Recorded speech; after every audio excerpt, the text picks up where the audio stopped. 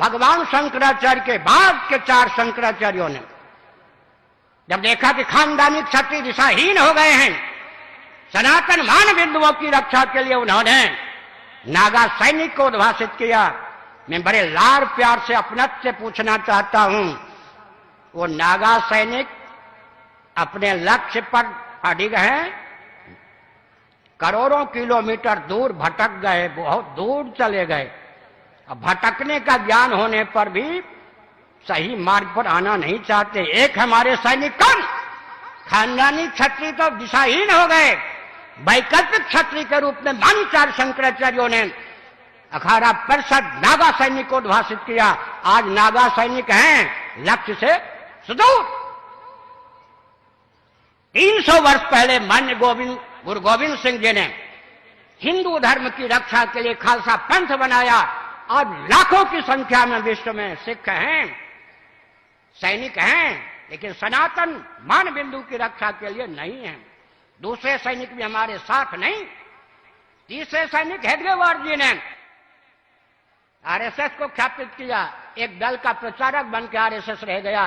तीनों सैनिक रहने पर भी हमारे किस काम के, सनातन मान बिंदु की रक्षा के लिए तीनों सैनिकों में किस सैनिक का उपयोग और विनियोग हो रहा है? मैं क्रांतिकारी दृष्टि से बोलता हूं।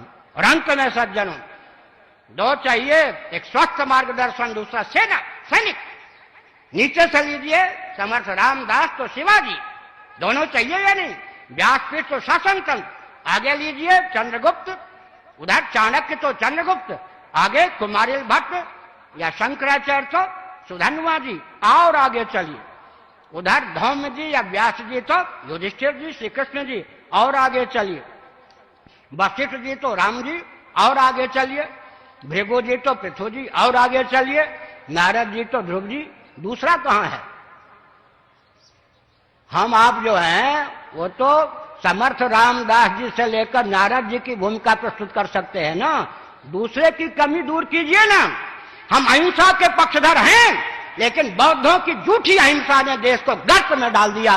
गांधी जी की झूठी अहिंसा ने भारत को गर्त में डाल दिया। हम छात्र सेना, छात्र संघ के समय छात्र बल के पक्षधर हैं। अरे राजनीति का अर्थ होता है छात्र धर्म। राजनीति और राजधर्म पर्यायवाचक है या नहीं? उसका एक नाम होता है दंड नीति, उसका एक नाम होता है अर्थनीति। एक उदाहरण देता हूं, सुनिए, ये भूलदंड है या नहीं? इनसे हम हवन भी करते हैं, लिखते भी हैं, गणानान्त्वा ऐसा घन पाठ आदि भी, वेद का उच्चारण भी करते हैं, भोजन भी करते हैं, तैरने में भी इसका उपयोग होता है, चलने में भी उपयोग होता है। ऐसे बिना हाथ के चलने वाले की स्थिति क्या होती है?